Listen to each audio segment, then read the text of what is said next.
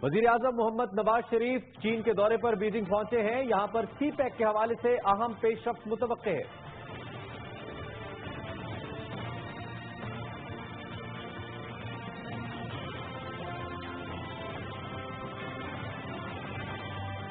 जिक्र होगा बलूचिस्तान के इलाके मस्तोंग में होने वाली दहशतगर्दी का, जिसमें 25 अफराद के जाँ बहक होने की इत्तला है और डिप्टी चेयरमैन सेनेट पर यह हमला हुआ है। इस ताज़ा कार्रवाई के मुहर्रिकात क्या हैं, नताइज क्या हो सकते हैं, प्रोग्राम के आखिर में, प्रोग्राम के दूसरे हिस्से में इसी पे बात करेंगे।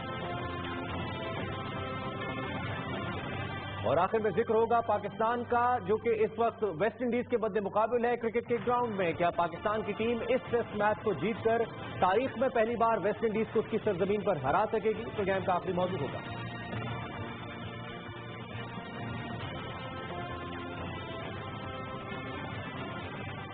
अस्सलाम वालेकुम नाज़रीन, आप देख रहे हैं प्रोग्राम बराह रास्त और मैं हूं इमरान हसन।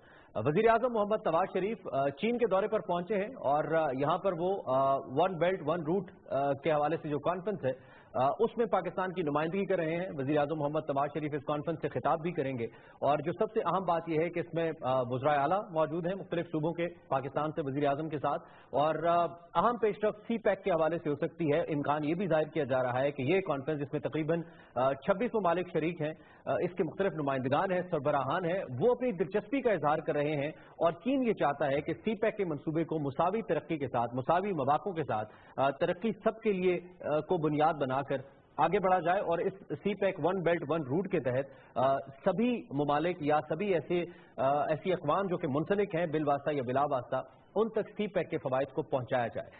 वज़ीर आज़म मोहम्मद नवाज शरीफ इस खिताब से भी, इस तकरीब से भी खिताब करेंगे। उसके अलावा सदर शी जिनपिंग से उनकी मुलाकात भी मुतवक्के है और उसके साथ साथ चीन के वज़ीर आज़म से उनकी मुलाकात मुतवक्के है। और जैसा कि मैंने आपको बताया कि सी पैक को लेकर कुछ अहम डेवलपमेंट्स भी हो सकती हैं। यहाँ पे ये भी बताना जरूरी है कि सी पैक, जो कि तकरीबन 40 अरब के हुजम से शुरू हुआ था, 50 अरब डॉलर के हुजम को क्रॉस कर चुका है और अब तक ये भी कहा जा रहा है कि करीबन 50 से 60 ममालिक इस वक्त ऐसे हैं जो बिल वास्ता या बिला वास्ता अपनी दिलचस्पी का इजहार कर चुके हैं सी पैक मंसूबे को लेकर। और वज़ीर आज़म मोहम्मद नवाज शरीफ जिन्होंने इनिशिएट किया इस सारे मंसूबे को, उसके साथ साथ गवादर पोर्ट की डेवलपमेंट और मुख्तलिफ रूट्स के साथ इकोनॉमिक जोन का क़याम, जो कि बुनियादी नुकात है इस मंसूबे के, इस सारे मामले के ऊपर इस वक्त गवर्नमेंट बहुत फोकस्ड है और 2018 के अंदर और 17 के इख्तिताम पर बहुत से ऐसे मंसूबे हैं जो कि मुकम्मल होंगे और सी पैक बाकायदा तौर पर गवादर के ऑपरेशनल होने के साथ बाकायदा तौर पर उसका आगाज तो हो ही चुका है। इस पर बात करते हैं, एक ब्रेक लेते हैं। जब ब्रेक से वापस आएंगे तो मेरे साथ एम्बेसडर शाहिद अमीन साहब मौजूद होंगे, जिन्होंने बतौर सिफारतकार मुख्तलिफ ममालिक में खिदमात सर अंजाम दी हैं।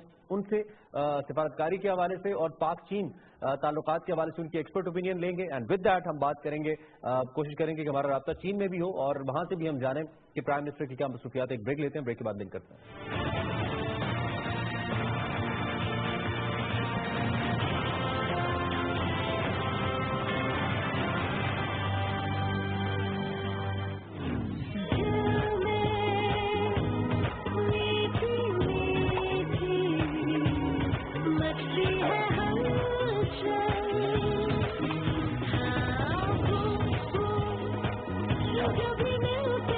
Your Q-Mobile 4G enabled smartphone comes enabled with a Zong 4G SIM.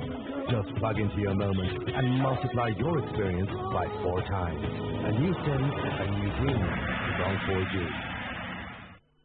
Tarak uncle pictures खिंचवाने हैं। आ जाए। बैंक की जॉब एप्लीकेशन के लिए एक और, सिंगिंग कॉन्टेस्ट फॉर्म के लिए 1 lakh, part time MBA form के लिए। कोई भी हेयर स्टाइल बनाओ जब बाल हो thick and long, keratin yogurt से बना new comfort thick and long. इससे मुझे मिले 2 गुना घने बाल। इतना सब एक साथ करो? एक ही तो लाइफ है, सब करूंगी। With Q times thicker balls, style से do it all.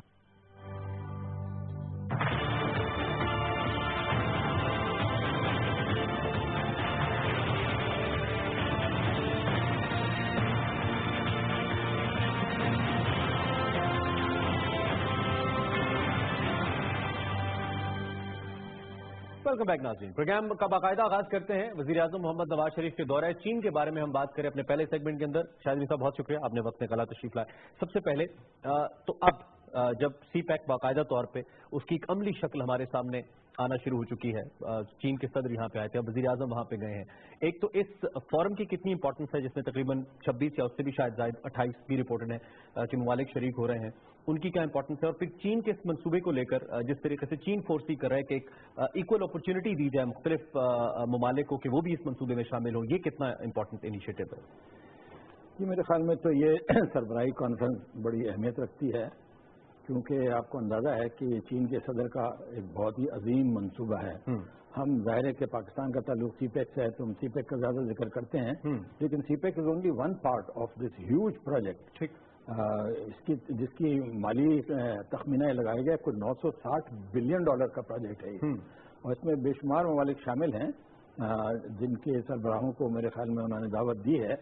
अब तक खबरों के मुताबिक बहुत सरबराह तो आ रहे हैं, प्यूटन, रशिया के प्यूटन आ रहे हैं, लेकिन यूरोप से सिर्फ इटली के वजीर आजम ने एक्सेप्ट किया है, जर्मनी और बरतानिया की तरफ से शायद नहीं आ रहे, इंडिया के वजीर आजम ने भी मना कर दिया है।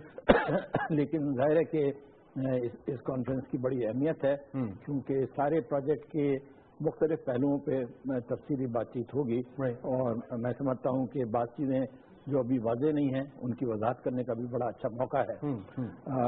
इसमें जैसे इसका नाम है, पहले वन रोड वन बेल्ट, आजकल सिर्फ रोड एंड बेल्ट इनिशिएटिव, इसका नाम भी बदलता रहा है, जिसपे बाद लोगों ने तबसरा भी किया है कि नाम भी थोड़ा सा अजीब सा है, क्योंकि इसमें बेल्ट तो हमारा इलाका है और रोड कौन सी है, मैरीटाइम रूट, तो यानी मैरीटाइम रूट को रोड का नाम दिया गया है, और हमारा इलाके का जो है इसको बेल्ट का नाम दिया गया है। तो बहरहाल कहने का मकसद ये है कि चीन ने बड़े मुख्तलिफ इरादों के साथ इस प्रोजेक्ट का आगाज किया है। बाद उनके अंदरूनी मकासद हैं, बाद बैरूनी मकासद हैं। अंदरूनी मकासद तो बज़ाहिर ये हैं कि वो चाहते हैं कि मगरबी हिस्सा जो है चाइना का और सेंट्रल हिस्सा जो निस्बतन बाकी मुल्क यानी ईस्टर्न बेल्ट के मुकाबले में पीछे रह गया है, उसमें इसके प्रोजेक्ट के जरिए से उसकी इक़्तिसादी तरक्की को बढ़ाया जाए। ठीक, और दूसरे ज़ाहिर है हमें इल्म है कि सीपेक से चाइना को बड़ी एक छोटा सा रास्ता मिल रहा है, जो कि मौजूदा समंदर के रास्ते के मुकाबले में 1/5 या उससे भी छोटा है, और फिर ये कि सिक्योर रास्ता है, सिर्फ एक मुल्क इन्वॉल्व है, जबकि जो सी बेल्ट है वो काफी मुल्कों से गुजरता है। थोड़ी सी कतर कलामी, यहाँ पे सलमान गनी साहब हमें ज्वाइन कर रहे हैं, बीजिंग से हमारे साथ मौजूद हैं, प्राइम मिनिस्टर के साथ हैं, उनसे हम जरा इन्फॉर्मेशन लेते हैं। गनी साहब अस्सलाम वालेकुम। जी वालेकुम अस्सलाम। बहुत शुक्रिया sir, thank you very much for joining us. Salman Gani साहब, सबसे पहले तो हमें आप ऑन ग्राउंड वहाँ पे हैं, क्या एनालिसिस आप करेंगे प्राइम मिनिस्टर के इस विजिट को लेकर, और सीपैक के ऊपर जो इस वक्त डेवलपमेंट हो चुकी है बिटवीन पाकिस्तान एंड चाइना, और फिर अब इसमें दीगर ममालिक भी शामिल हो रहे हैं, इस सारी सूरत हाल पे क्या तबसरा करेंगे सर? देखिए, इम्पोर्टेंट बात तो ये है कि ये पहला विजिट है जिसमें पाकिस्तान के चारों सूबों के चीफ मिनिस्टर प्राइम मिनिस्टर साहब के साथ है, और जहाँ तक के उनके प्रोग्राम की बात है तो कल से उनका बाकायदा विजिट शुरू हो रहा है, और कल उनकी प्राइम मिनिस्टर और प्रेसिडेंट जी चीन से अलग-अलग मुलाकातें हैं, और ये मुलाकातें जो है वो दो तरफा ताल्लुकात और खास तौर पे जो सीपैक का दायरा जो है वसी करने के हवाले से बड़ी इंपॉर्टेंट है। और इसमें 3 नए मुआहदे हो रहे हैं, जिसमें एक रेल का मुआहदा है जो कराची तक एक नई रेलवे लाइन जो बिछाई जा रही है चीन के साथ मिलकर, वो इम्पोर्टेंट है। और बुनियादी तौर पर ये कॉन्फ्रेंस तो वन रोड के हवाले से थी, और चीन और पाकिस्तान के दरमियान मुश्तरका चीज जो है वो इंफ्रास्ट्रक्चर की तामीर है, और पाकिस्तान और चीन में मिलकर जहाँ पाकिस्तान के अंदर इस तरह के मनसूबात बना रहे हैं, वहाँ पर चीन कुछ और इनिशिएटिव ले रहा है, जिसमें पाकिस्तान को वो साथ लेके चलना चाह रहा है। और पाकिस्तानी प्राइम मिनिस्टर, प्रेसिडेंट चीन और प्राइम मिनिस्टर चीन के साथ जो उनकी मुलाकातें हैं, उसमें वो चीन पर जोर देंगे कि इलाके के अंदर अमन और इस्तेहकाम के हवाले से, और खास तौर पर भारत से पाकिस्तान के बुनियादी मसाइल के हवाले से चीन जो है वो अपना रोल अदा करे। आप ये भी बताइए कि इसमें मुख्तलिफ ममालिक, जिसमें तुर्की शामिल है, जिसमें रजिया शामिल है, बड़े इंपॉर्टेंट ममालिक और भी हैं, एशिया के ममालिक भी श्रीलंका जैसे शामिल हैं, तो इन ममालिक के सरबराहान के आने के बाद या इनके इस फोरम में शामिल होने के बाद इस प्रोजेक्ट की इंपॉर्टेंस कितनी बढ़ गई है आपके ख्याल में, कैसे देख रहे हैं आप? देखिए, देखिए ये 29 ममालिक के सरबराहान ममालिकत इस कॉन्फ्रेंस में शामिल हो रहे हैं। कॉन्फ्रेंस का इफ्तिताई सेशन में परसों होगा और प्रेसिडेंट चीन इस पे उनका इफ्तिताई खिताब होगा और इस फोरम में उनके आने से यकीनन चीन का अपना रोल बढ़ रहा है। चीन दुनिया के अंदर अपनी एक इक्तिसादी अहमियत और हैसियत जो है वो कायम करना चाह रहा है और ये जो इंफ्रास्ट्रक्चर की तामीर है ये सिर्फ एशिया तक महदूद नहीं है बल्कि अफ्रीका और यूरोप तक वो वसीतर करने के लिए जा रहा है। और इसमें एक और इम्पोर्टेंट बात जो इस वजह से है कि सरबराहान ममलिकत से जो प्रेसिडेंट चीन की मुलाकातें हैं वो 10-10 मिनट की है, लेकिन पाकिस्तानी प्राइम मिनिस्टर नवाज शरीफ की मुलाकात जो है वो 20 मिनट से बड़ी होगी। ठीक है, ठीक है। आखिर में मुझे बता दीजिए कि इस वक्त मीडिया, खासतौर पर इंटरनेशनल मीडिया, इस फोरम को कैसे रिस्पॉन्ड कर रहा है, क्या देख रहे हैं आप? और फिर प्राइम मिनिस्टर ऑफ पाकिस्तान चूंकि वहां पे मौजूद है और पाकिस्तान कलीदी मुल्क है इस सारे प्रोजेक्ट को लेकर, मुझे भी इत्तफाक हुआ चीन जाने का और बहुत सारी चीजों को मुझे भी एक्सपीरियंस करने का मौका मिला। आप वहां पे बीइंग सीनियर जर्नलिस्ट क्या देख रहे हैं इस हवाले से? देखिए इस वक्त जहाँ तक कि इंटरनेशनल मीडिया की बात कर रहे हैं, इंटरनेशनल मीडिया बड़ी तादाद के अंदर इस वक्त बीजिंग के अंदर मौजूद है और इस कॉन्फ्रेंस की कवरेज के लिए है। ये दरअसल इक्तिसादी हवाले से इसमें कॉन्फ्रेंस की अहमियत और हैसियत है और इस्लामिक कॉरिडोर के बाद चीन जो है वो इंफ्रास्ट्रक्चर के हवाले से, जैसे मैंने पहले कहा, अफ्रीका और यूरोप तक अपना सिलसिला वसी करना चाह रहा है और ये कॉन्फ्रेंस उसमें बुनियादी अहमियत की हामिल है। बिल्कुल ठीक, बिल्कुल ठीक। सलमान साहब बहुत शुक्रिया हमें बीजिंग से ज्वाइन करने के लिए। बीजिंग से हमारे साथ सलमान गनी साहब मौजूद थे, दुनिया न्यूज से इनका ताल्लुक है और सीनियर सहाफी हैं। साथियों की भी एक बड़ी तादाद वहां पे मौजूद है इस सारी चीज को विटनेस करने के लिए। मैंने जिक्र किया टर्की और रशिया का। पाकिस्तान की इन दीगर ममालिक को, खासतौर पर जो सेंट्रल एशियाई रियासतें हैं, कजाकिस्तान है, दीगर रियासतें हैं, एक तो पाकिस्तान का उसमें शायद साहब क्या किरदार बनता है when we talk about a certain link जिसकी आप भी बात कर रहे थे, और फिर उसमें यह है कि मजमूई तौर पर हम जब जो इस मंसूबे को बढ़ाते जा रहे हैं तो जाहिर बात है इसमें जो टाइम ड्यूरेशन है वो भी उसमें भी इजाफा हो रहा है। तो आपको नहीं लगता कि वक्त के साथ अगर ये बहुत ज्यादा एक्सपैंड होगा तो इसकी अफादियत बढ़ने के बजाय कम हो सकती है? इस पर क्या कॉमेंट करेंगे आप? असल चीज़ ये है कि इसका इम्प्लीमेंटेशन कैसे होता है क्योंकि देखिए मंसूबा तो जाहिर है बहुत वसी है और बड़ा अहम भी है, लेकिन वो कहते हैं the proof of the pudding is in eating it, कि किस तरीके से इसको पाया तकमील तक पहुंचाया जाता है। तो हमारी तो यही नज़र में ये है कि इससे पाकिस्तान को बड़ा इक़्तिसादी उनका ब्रेक थ्रू मिल जाएगा। हमारा जो ग्रोथ रेट है शायद 2%, 3% ज़्यादा बढ़ सकता है, जो बिल्कुल एक इनकलाबी किस्म की तब्दीली है और हम इस इलाके में पाकिस्तान की जो इक़्तिसादी तौर पे प्रॉस्पेरिटी है वो हो सकता है सब मुल्कों से ज़्यादा हो जाए इंशाअल्लाह। तो ये इसकी बड़ी अहमियत है, लेकिन दूसरी तरफ इसके और भी पहलू हैं। मैं समझता हूँ कि हम जो जिक्र हुआ कि चारों सूबों के वज़राए आला साथ गए हैं, उसका मकसद ये एक तो ज़ाहिर है कि हम सब लोग मिलकर आगे जा रहे हैं, लेकिन चीन में कुछ तशवीश भी है कि पाकिस्तान में बाज़ जगह इस प्रोजेक्ट की मुखालफत हो रही है। वेस्टर्न रूट के हवाले से कंट्रोवर्सीज हैं, तो ये बड़ा एक हमारी तरफ से अच्छा कदम है कि चारों वज़राए सूबों के वजीर मौजूद होंगे और जो कुछ भी चीन को इस बारे में अगर कोई सवाल पूछना है, कोई वजाहत चाहिए या कोई उनका वसवसे हैं, उनको दूर किया जा सकता है। टॉकिंग टू द हॉर्स वाली बात है, बजाय इसके कि जोर से बात की जाए, डायरेक्टली उनसे बात की जाए कि आपकी क्या अब तक इस मंसूबे की जो शक्ल हमारे सामने आई है, खासतौर पर इन टर्म्स ऑफ कहना चाहिए कि मुख्तलिफ इसके जो पहलू हैं इन टर्म्स ऑफ बेनिफिट्स, अगर मैं इसको कहूँ कि जी इसमें हमने बहुत सारे अपने ट्रांसपोर्टेशन के प्रोजेक्ट को इसके अंदर शामिल किया है। सर्कुलर रेलवे की बात कर रहे थे सलमान गनी साहब, फिर रोड्स को डेवलप करना, रोड इंफ्रास्ट्रक्चर है, इकोनॉमिक जोन्स हैं, गवादर पोर्ट की डेवलपमेंट है, एयरपोर्ट है उसके ऊपर, और दीगर वहाँ पे टेक्निकल सेंटर का क़याम है। कोई ऐसा शोबा अब भी आपकी नज़र में है जिसके अंदर कोई वैक्यूम मौजूद है जिसको इस मुलाकात में एड्रेस किया जा सकता है, या प्राइम मिनिस्टर के माइंड में होगा कि हम इसको फर्दर इस लेवल तक लेके जा सकते हैं? वो क्या हो सकता है? देखिए जाहिर है कि हमारी प्रायोरिटीज हो सकता है कि चीन की प्रायोरिटीज से मुख्तलिफ हों, तो ऐसी मेरे ख्याल में मौके पे इस बात की पूरी वजाहत हो सकती है, मीटिंग ऑफ द माइंड हो सकती है, ताकि दोनों बिल्कुल कोऑर्डिनेटेड एक्शन पे चलें। आपको अंदाजा ही है कि पाकिस्तान में बाज़ लोग इसके नकाद भी हैं और हो सकता है उनकी बात में कोई वजन भी हो, जिसमें एक ये है कि ऐसा तो नहीं कि चीन के साथ कोई डिपेंडेंसी वाला सिलसिला डेवलप होने वाला है। तो जाहिर है कि हम खुद मुख्तार मुल्क हैं, اور ہم چاہیں گے کہ ہر کسی لحاظ سے ہم کسی ملک پہ بھی ڈیپینڈنٹ نہ ہوں. چین ہمارا بہت عزیز دوست ہے, بڑا ایلائی ہے, لیکن اس کا مطلب ڈیپینڈنسی نہیں ہونا چاہیے. اور دوسرے یہ کہ کس حد تک ہماری جو معیشت ہے اس میں اس کے سارے پازیٹیو اثرات ہیں, کوئی منفی اثرات نہ ہوں.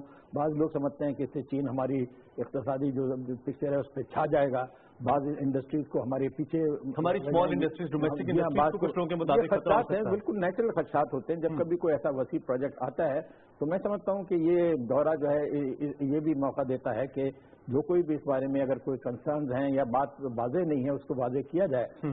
لیکن جیسے میں عرض کر رہا تھا کہ چین کا ایک بڑا, اس میں ایک بڑا عالمی ایک کانسیپٹ ہے. ایک تو geostrategic importance of China. اس سے ظاہر ہے کہ جیسے ابھی ذکر ہوا کہ نہ صرف اس علاقے کا ہے بلکہ یورپ کا ہے, مشرق وسطیٰ کا ہے, افریقہ تک کا ہے. تو آپ دیکھیے اس کی کیا رینج ہے, اور چین جو ہے اس کے ذریعے سے اپنی سیاسی اہمیت کو بڑھا رہا ہے. بلکہ ایک قسم کی تھیوری یہ بھی ہے کہ اگر آپ اوور آل ٹرینڈ دیکھیں, امریکہ جو ہے جو ٹریڈیشنلی ایشیا میں بڑا اسٹرانگ تھا وہ seem to be moving out of Asia, priority کم ہوتی جا رہی ہے, اور اس ویکیوم کو چائنا فل کر رہا ہے. تو ایک لحاظ سے دنیا میں ایک انقلابی تبدیلی آ رہی ہے. اچھا, اس میں چونکہ آپ نے رشیا کے اندر سرو بھی کیا ہے, پاکستان رشیا ریلیشن شپ کے حوالے سے بڑا ڈیپ نالج ہے آپ کو. رشیا پاکستان ریلیشن شپ اس وقت کہاں اسٹینڈ کرتے ہیں؟ آپ کی موجودگی سے فائدہ اٹھاتے ہوئے میں بات کروں گا, چونکہ پچھلے سال ہم نے دیکھا when general Raheel was army chief تو رشیا کے ٹروپس بھی یہاں پہ آئے, پھر انڈیا نے باقاعدہ طور پہ اس پہ پروٹیسٹ بھی سم ہاؤ کیا ڈپلومیٹک فرنٹ کے اوپر. ایک تو ہم اس وقت اس پوائنٹ آف ویو سے کہاں اسٹینڈ کرتے ہیں, اور رشیا کتنا ہیلپ فل ہو سکتا ہے اس سارے پروجیکٹ کو لے کر in terms of economy? Pakistan کو کوئی سپورٹ مل سکتی ہے مارکیٹ کو ٹچ کرنے میں پاکستان, اور پاکستان جو کہ اس وقت اگر پاکستان اپنی ایکسپورٹس بڑھائے تو پاکستان کے پاس اسٹیٹس بھی موجود ہے کہ وہ بہت زیادہ ممالک میں ٹیکس فری آپ لو ریٹس کے اوپر اپنی ایکسپورٹس کر سکتا ہے. تو اس پہ کیا کہیں گے آپ؟ دیکھیے, رشیا کے ساتھ بدقسمتی سے ہماری تاریخی طور پہ تعلقات کافی پیچیدہ رہے ہیں, بلکہ خاصے برے رہے ہیں. لیکن یہ خوشی کی بات یہ ہے کہ پچھلے 10 سال میں ایک جنرل ٹرینڈ ہے جس میں رشیا کے ساتھ پاکستانی تعلقات میں بہتری آ رہی ہے. اس کی بہت ساری وجوہات ہیں. ایک تو رشیا وہ پرانا رشیا نہیں رہا ہے, جو ایک لنکیج تھا انڈیا کا اور سوویت یونین کا, وہ تو تاریخ کے ساتھ ختم ہو گیا ہے. پھر انڈیا جو ہے اس نے اپنا ایک اسٹریٹجک تعلق امریکہ کے ساتھ بنایا, اس کے قریب تر آتا جا رہا ہے. بلکہ ایک قسم کا ری الائنمنٹ ہے کہ امریکہ اور India on one side and China and Pakistan and Russia on the other side.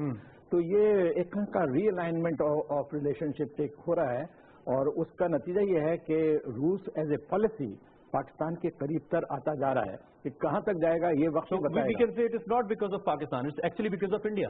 اس میں ایک انڈیا کا فیکٹر بھی ہے, اور انڈیا کے امریکہ کے ساتھ قریبی تعلق کا فیکٹر ہے. لیکن جیسے میں نے کہا کہ روس کے ایک تو چین کے ساتھ بہت اچھے تعلقات ہیں. چین ہمارا بہت قریبی دوست ہے, تو ایک کا منطقی ایک لاجک تو بنتی ہے کہ یہ تینوں ملک ایک دوسرے کے قریب آئیں. اور خاص طور پہ جب انڈیا کے بارے میں سوالیہ نشان بھی اٹھے ہوئے ہیں. میں سمجھتا ہوں کہ روس کا بڑا اہم رول ہے, کیونکہ دیکھیے اگر ہمارا نارتھ میں دیکھا جائے کہ روس کے ساتھ ہمارا اگر بارڈر نہیں بھی ملتا ہے تو تقریباً روس ہمارا پڑوسی ہے. اور جو روس کا بعض لوگوں کو اندازہ نہیں کہ روس ایک بڑا وسیع ملک ہے جس کی زیادہ تو ڈیولپمنٹ ویسٹ میں یعنی ماسکو اور لیننگراڈ کی طرف اور سینٹ پیٹرزبرگ کی طرف ہے. لیکن اگر ان کی آپ اقتصادی ان کے پروجیکٹس دیکھیں وہ سائبیریا میں زیادہ ہیں for security reason and for mineral available and so forth. اور سائبیریا بالکل پاکستان کے شمال میں ہے. اگر آپ ادھر سے سی پیک کو کراس کر کے چائنا میں داخل ہوں اور مزید نارتھ پہ جائیں یو آر ان سائبیریا. تو وہ سارے پروجیکٹس جو ہیں ان کے ذریعے سے روس کو بھی جو ایک پرانا ان کا ایمبیشن تھا access to the warm water, یہ تو ان کو اس وجہ سے بھی روس ہمارے قریب آ رہا ہے. ٹھیک ہے امبیسڈر, بہت شکریہ آپ تشریف لائے اور آپ نے بڑی ہمیں ان ڈیٹیلز بتایا, اور خاص طور پہ رشیا کا جو فیکٹر تھا it's very important. Thank you very much once again for being here. ہم بات کر رہے تھے امبیسڈر صاحب سے اور بات یہ جاننے کی کوشش کر رہے تھے رشیا کے حوالے سے. آلویز بین اے کنسرن, میں ہمیشہ اس حوالے سے ضرور ڈسکس کرنا چاہتا ہوں because it is one of the very important factors. اگر ہم ورلڈ پلیئرس کی بات کریں تو رشیا بہت امپورٹنٹ پلیئر ہے دنیا کے اندر, اور ماضی کے اندر یقینی طور پہ دو ہی بڑی طاقتیں رہی ہیں, امریکہ تو اب ہے, اس سے پہلے رشیا سوویت یونین. تو اس کا بڑا امپورٹنٹ کردار ہے. پاکستان کس طرح سے ایک لنک ڈیولپ کر سکتا ہے. دین ٹرکی, اوبیسلی ٹرکی کے اندر ایک بہت اسٹرانگ ہولڈ اس وقت اردگان کا ہے جو کہ پاکستان کے بہت अच्छे दोस्त रहनुमा है और पाकिस्तान उससे भी somehow बेनिफिट कर रहा है, मजीद कर सकता है। इस सारी सूरत हाल के अंदर पाकिस्तान के लिए नाज़रीन पॉजिटिव वाइब्स मौजूद हैं और मोस्ट इंपॉर्टेंटली जो सबसे इंपॉर्टेंट बात यहाँ पे करनी है वो ये है कि ये सभी ममालिक और इनकी लीडरशिप पाकिस्तान में मौजूद डेमोक्रेसी और डेमोक्रेटिक प्रोसेस को सपोर्ट कर रही है और पाकिस्तान की गवर्नमेंट के ऊपर ट्रस्ट कर रही है। इस वजह से इतनी बड़ी इन्वेस्टमेंट्स यहाँ पे हो रही हैं। आई होप एंड प्रे कि अगर ये चलता है तो चीजें मजीद बेहतर होंगी। एक ब्रेक हमने लेनी है, जब ब्रेक से वापस आएंगे आज बहुत दिनों के बाद एक और अफसोसनाक वाकया मस्तोंग के अंदर हुआ जहाँ पे डिप्टी चेयरमैन सेनेट के काफिले पर हमला किया गया। इन डिटेल इस पे बात करते हैं एक ब्रेक के बाद।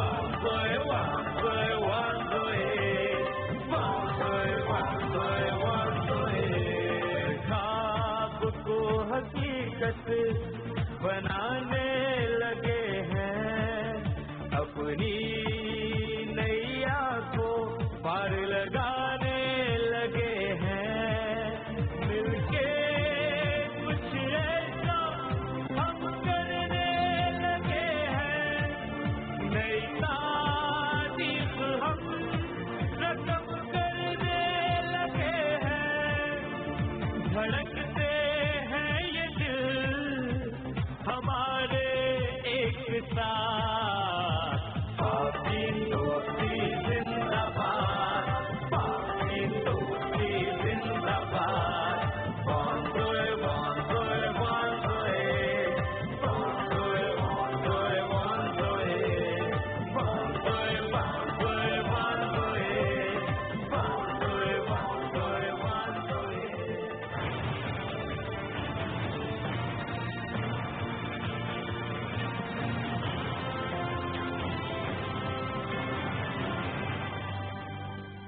वेलकम बैक नाज़रीन, प्रोग्राम का सिलसिला आगे बढ़ाते हैं और जैसे कि मैंने ब्रेक पे जाने से पहले जिक्र किया, आज काफी दिन के बाद एक और बहुत बड़ा वाकया दहशतगर्दी का बलूचिस्तान में रिपोर्ट हुआ। रिपोर्टेडली एक खुदकुश हमला था। अभी मुतज़ाद खबरें आ रही हैं, तहकीकात का आगाज कर दिया गया है। मस्तोंग के अंदर ये वाकया पेश आया जहां पे deputy chairman senate Abdul Ghafoor Haideri साहब के काफिले को निशाना बनाया गया और इसके अंदर कई अफराद इसमें जख्मी हुए। 25 अफराद के ताहाल खबरें आई हैं कि वो शहीद हुए इस वाक़े में और इसमें अब्दुल गफूर हैदरी साहब के ड्राइवर भी जाँ बहक हो गए। उनके जो पर्सनल सेक्रेटरी थे उनके हवाले से भी खबरें आ रही हैं कि वो भी जाँ बहक हुए। ताहम अभी तस्दीक का अमल मुख्तलिफ डेड बॉडीज के हवाले से जारी है। इंतहाई अफसोसनाक वाक़या ये हुआ है और उससे भी अफसोसनाक पहलू जिस वाक़े को लेकर है वो ये है कि ये वाक़यात थम चुके थे, लेकिन इस तरह से एक हाई प्रोफाइल शख्सियत को निशाना बनाना, बलूचिस्तान के इलाके में निशाना बनाना और उस वक्त जब भारत के साथ हमारे बहुत सारे मामला जो कि हमेशा क्रिटिकल रहते हैं लेकिन अब क्रिटिकल मोस्ट सूरत हाल चल रही है, उस वक्त ये होना यकीनी तौर पे अलार्मिंग है। और क्या अनासर इसके पीछे हो सकते हैं, बुनियादी वजूहात क्या हो सकती हैं, इस पे बात करेंगे। उसके साथ साथ जो करंट सिचुएशन सिक्योरिटी की रीजन के अंदर बिल्ड हो रही है इस पर भी बात करेंगे। रहीमुल्लाह यूसुफजई साहब हमारे साथ मौजूद है, सीनियर तज्जियाकार हैं, पेशावर स्टूडियो से लाइव हमें ज्वाइन कर रहे हैं। उनसे हम बात करेंगे, उनके एक्सपर्ट ओपिनियन जानने की कोशिश करेंगे कि वो इस सारी सूरत हाल पे क्या राय रखते हैं। रहीमुल्लाह यूसुफजई साहब अस्सलाम वालेकुम, बहुत शुक्रिया आपने हमें ज्वाइन किया, थैंक यू वेरी मच। मैं सबसे पहले तो आपसे उन मुहर्रिकात पे बात करना चाहूंगा क्योंकि बलूचिस्तान में जब भी कोई वाकया होता है, खासतौर पे कुलभूषण की गिरफ्तारी के बाद, तो यकीनी तौर पे हमें एक क्लू यही मिलता है कि शायद कहीं ना कहीं कोई बैरूनी हाथ मुलव्वस हो सकता है। आप इस हाई प्रोफाइल शख्सियत को टारगेट करने के मामले को कैसे देखते हैं इस पॉइंट ऑफ टाइम के ऊपर?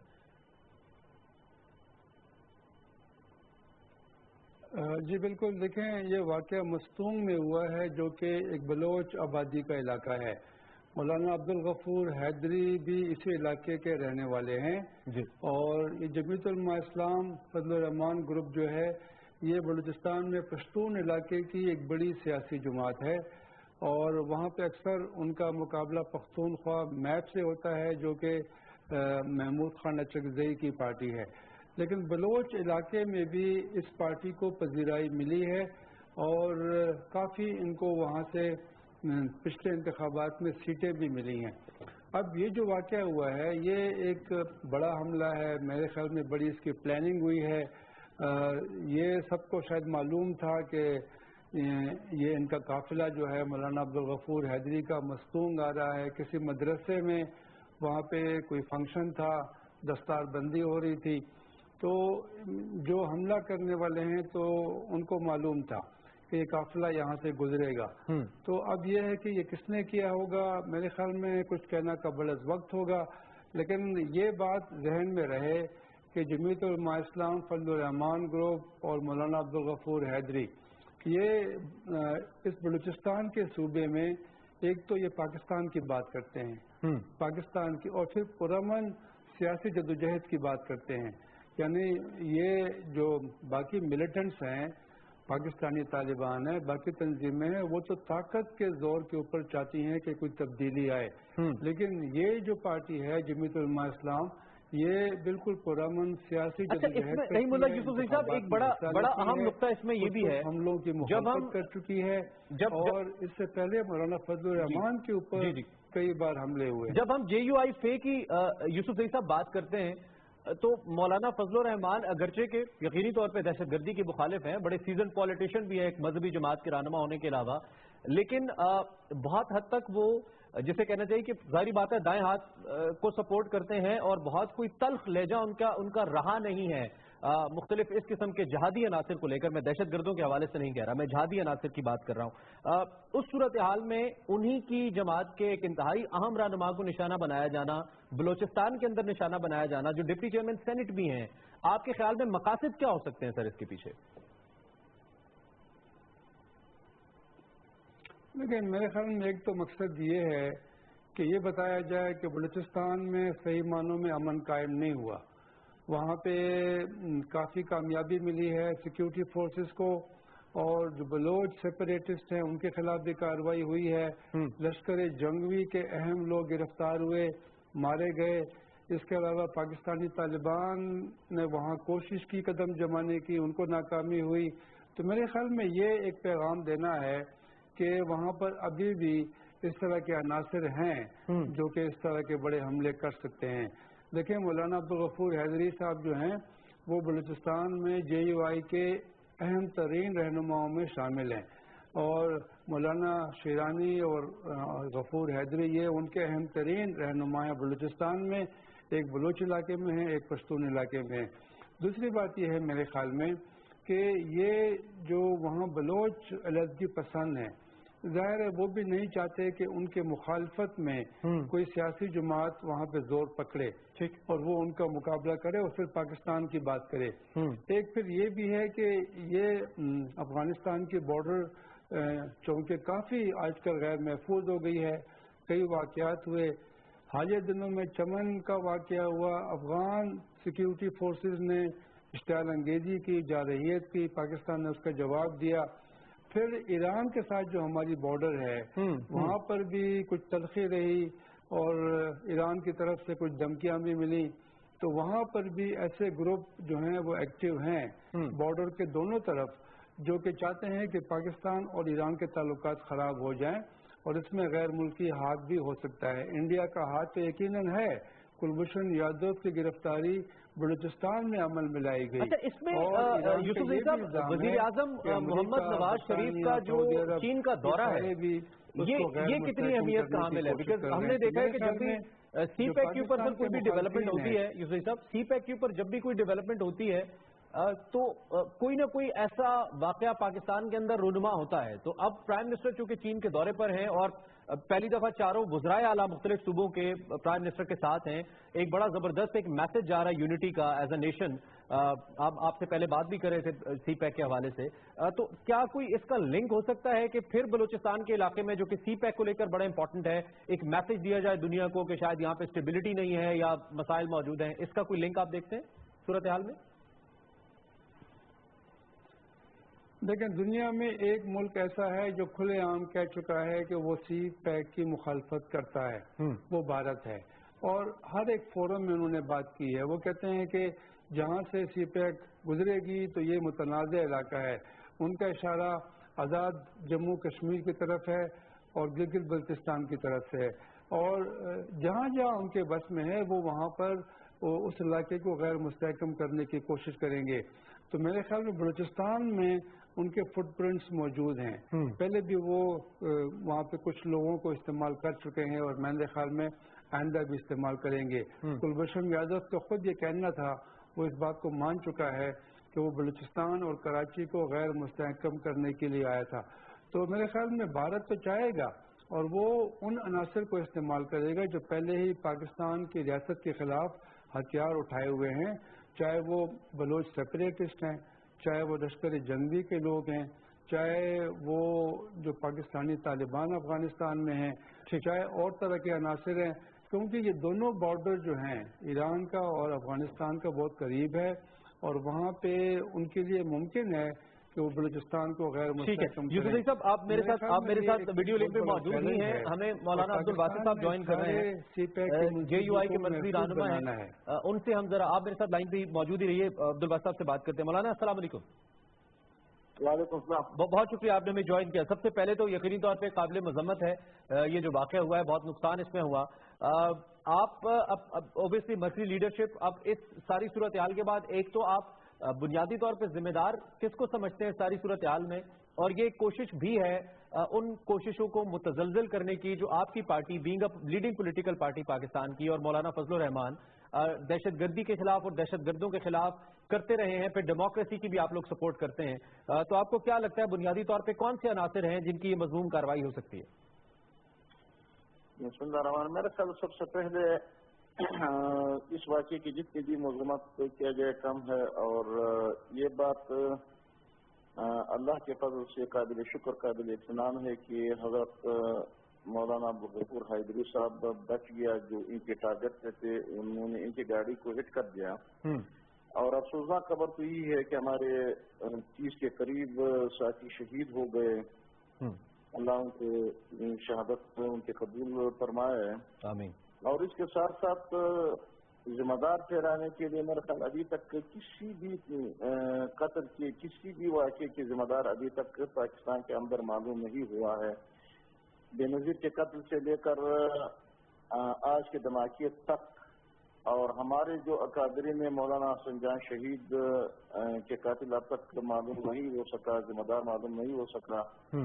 اور مولانا نور محمد صاحب اور مولانا فضل الرحمان صاحب جو ہمارے قائد ہے, اس پہ 3 حملے ہو چکے ہیں, اور مولانا شیرانی صاحب اور مجھ کو خود بھی حملہ ہوا, لیکن ابھی تک ذمہ دار ان کے تعین نہیں ہوا ہے. میں پاکستان کی ریاست میں ان کی ذمہ داری ان کا تعین ابھی تک کیا گیا ہے کہ کون سے عناصر ہے کہ ہمارے اوپر حملے کر رہے ہیں. لیکن بظاہر وہی قوتیں ہیں جو امن کے دشمن ہے, جو ملک کے دشمن ہے, جو جمہوریت کے دشمن ہے, جو اسلام کے دشمن ہے.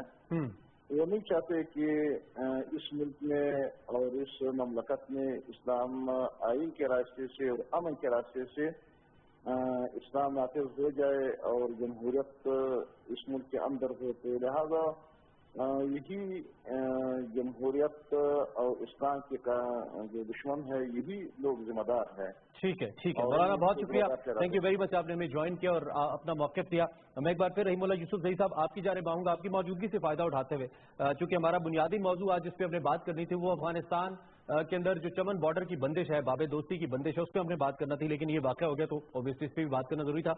آپ کی موجودگی سے فائدہ اٹھاتے ہوئے, پاکستان اس وقت جو چمن بارڈر کی بندش کا معاملہ ہے اس پہ ہمارے مشیر خارجہ نے یہ کہا کہ اتنا بڑا واقعہ ہو گیا तो हम किस तरीके से मूव फॉरवर्ड कर सकते हैं? हमें हमारे लिए चीजें अभी ऑब्वियसली कॉम्प्लिकेटेड है, हमें भी नजर आ रही हैं। इस पे क्या कमेंट करेंगे सर? क्या ऑप्शंस है पाकिस्तान अफगानिस्तान के पास इस सारी सूरत हाल को लेकर?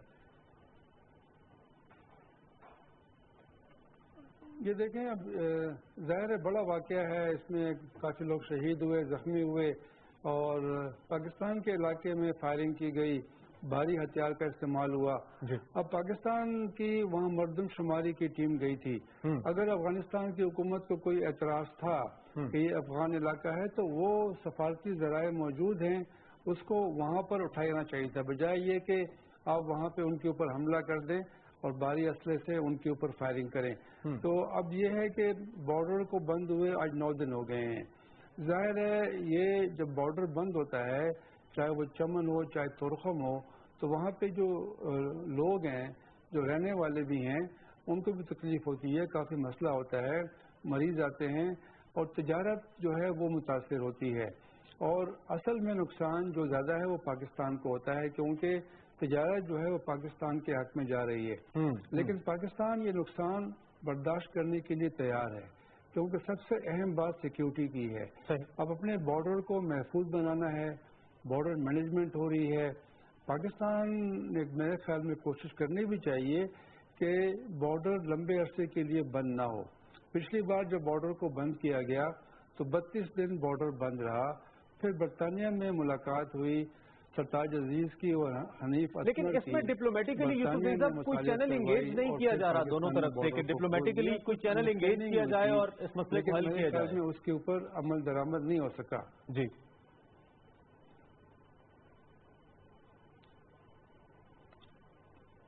जी बिल्कुल, तो यही मैं कह रहा हूँ ना कि जो अंडरस्टैंडिंग हुई थी उसके मुताबिक जो हॉटलाइन है, जो हमारे फौजी हुकाम है, वो रिवाइव हो गई थी।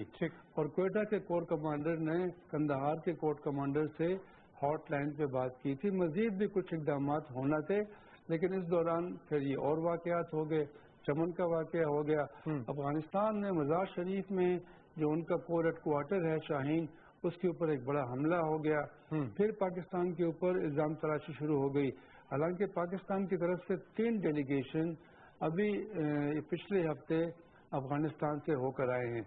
एक पार्लियामेंटेरियंस का डेलीगेशन गया और 2 फौजी डेलीगेशन गए, ISI के सरबराह भी गए।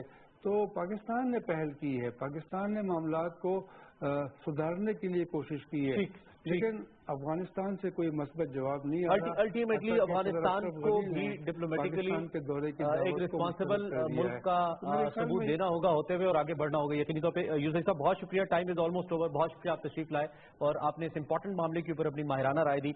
सीनियर तजियाकार रहीमुल्लाह यूसुफ साहब तबसरा कर रहे थे पाकिस्तान अफगानिस्तान सूरत हाल, और उससे पहले मस्तोंग में होने वाले वाक़े के बारे में भी हम उनकी राय ले रहे थे कि वो इसको कैसे देख रहे हैं, इस वाक़े के महरक़ात क्या हो सकते हैं। एक ब्रेक मैंने लेनी है, शॉर्ट ब्रेक, और उसके बाद जब हम वापस आएंगे तो आपकी दिलचस्पी का टॉपिक ताज़ीब मैं हमेशा कहता हूँ क्रिकेट पे हम बात करेंगे। Pakistan versus West Indies, Pakistan के पास ये आखिरी मौका है इस टेस्ट सीरीज को लेकर के वेस्ट इंडीज की सरजमीन पर वेस्ट इंडीज को हराए, और उससे भी बढ़कर मिसबाह उल हक पाकिस्तान के कप्तान और यूनुस खान पाकिस्तान के सीनियर प्लेयर के लिए ये आखिरी मौका है कि वो तारीख रकम करे। क्या ऐसा हो पाएगा? ब्रेक के बाद बात करते हैं।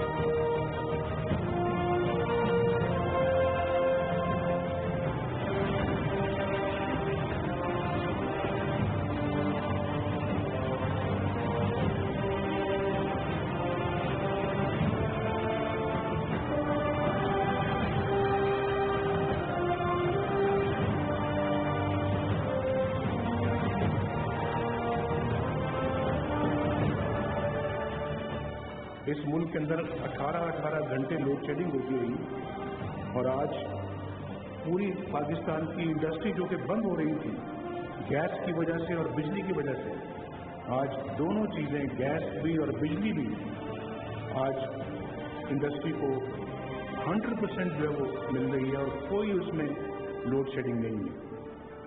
ये पिछले 3-4 सालों में अल्हम्दुलिल्लाह एक टर्न अराउंड हुआ है। अल्लाह ताला के फजलो करम से आज दहशत गर्दों की कमर टूट रही है। क्या मुल्क के अंदर हमारी इकॉनमी का कितना बुरा हाल था। आपकी जो ग्रोथ रेट जो है वो शायद 3% के करीब चली गई थी, जो कि आज अल्लाह के फजल करम से फिर 5.5 और 6% तक पहुंच रही है माशाअल्लाह। और अनकरीब इंशाअल्लाह अगले सालों में ये 7 से भी ऊपर चली जाएगी।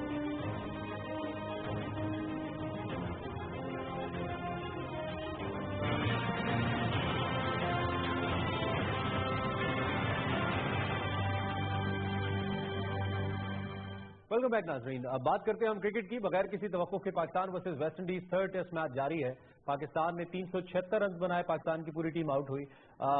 अजहर अली बड़ा अच्छा खेले पहली इनिंग्स में, लेकिन हमने स्पेसिफिक बात करनी है कि पाकिस्तान इस चांस को अवेल करते हुए वेस्ट इंडीज की सरजमीन पर सीरीज तारीख में पहली बार पाकिस्तान की टीम हरा पाएगी या नहीं। बड़ा नादिर मौका था हमारे पास पिछले टेस्ट में, लेकिन unluckily cricket is a game, होती है, पाकिस्तान नहीं कर सका और वो जो मैच था वेस्ट इंडीज जीत गया। मेरे साथ जलालुद्दीन साहब मौजूद है, फॉर्मर टेस्ट क्रिकेटर हैं, कमेंटेटर हैं, क्रिकेट एक्सपर्ट हैं। इनसे हम पूछते हैं कि वो इस सारी सूरत हाल पे क्या तबसरा कर सकते हैं। Sir, thank you very much for precious time. सबसे पहले तो ये बताइए, जिस तरह पाकिस्तान की टीम खेल रही है इस टेस्ट मैच में, सोफा अभी कोई विकेट गिरी नहीं है, 376 हमने पहली इनिंग्स में किया, कैसे देख रहे हैं आप? कोई फैसला होगा इस मैच का?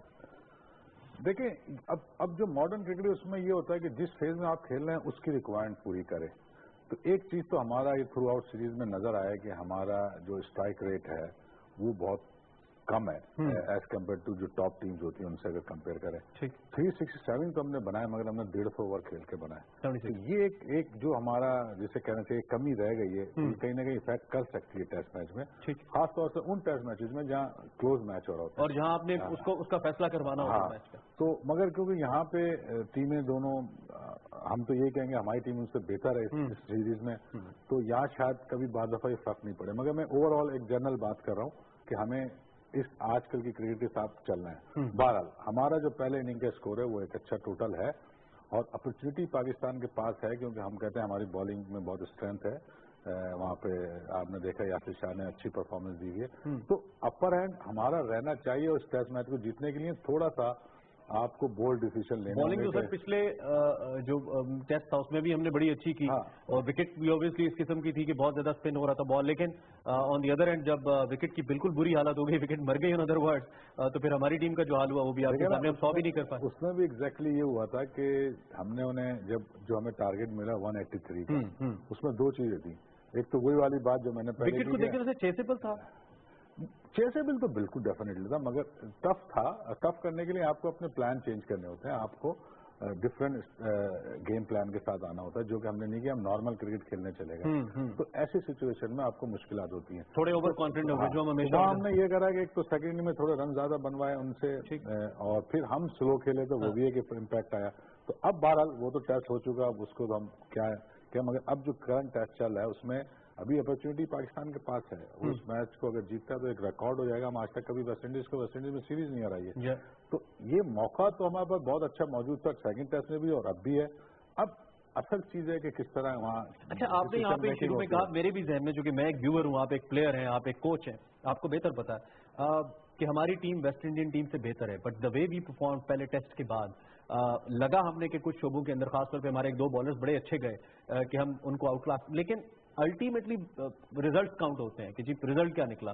उसमें भी आपको लग रहा है कि हमारी टीम कंपैरेटिवली बेहतर परफॉर्म करी है। ऑन कैप्टन एंड क्या गेम स्ट्रेटजी हमने इस टीम को, जो वेस्ट इंडियन टीम है, लेकर हमने तब्दील किए या पुराने माइंडसेट के साथ ही हम जा रहे हैं? वो मोनोटोनस स्टाइल है जो एक तरीके से हमेशा से करते आ रहे हैं मिसबा, वही है। कोई तब्दीली हमें इस लाना चाहिए थी एंड में, तो उनके अब रिटायरमेंट की आगे नहीं है, शायद वो कोई चांस भी लेना नहीं चाह रहे। तो ये चीजें हम लैग कर रहे हैं, हमारे ये इसकी कमी है कि क्विक डिसीजन मेकिंग होती है क्रिकेट में। अगर आप लेट हो जाए तो वो फैसला करे भी और फिर लेट जाए करे तो वो बेकार हो जाता है। तो ये चीज थोड़ी सी हमने देखा है कि बहुत थोड़ा डिफेंसिव अप्रोच के साथ जाते हैं।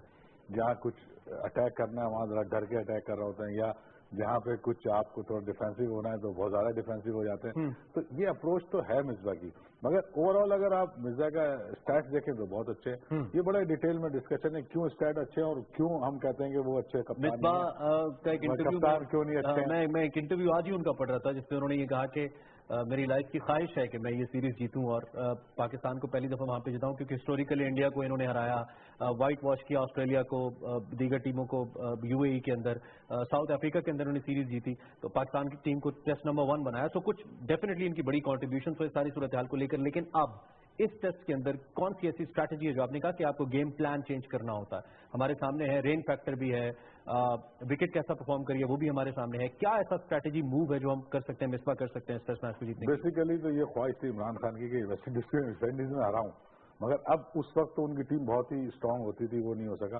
پر اس سیریز میں تو بہت اچھا چانس تھا.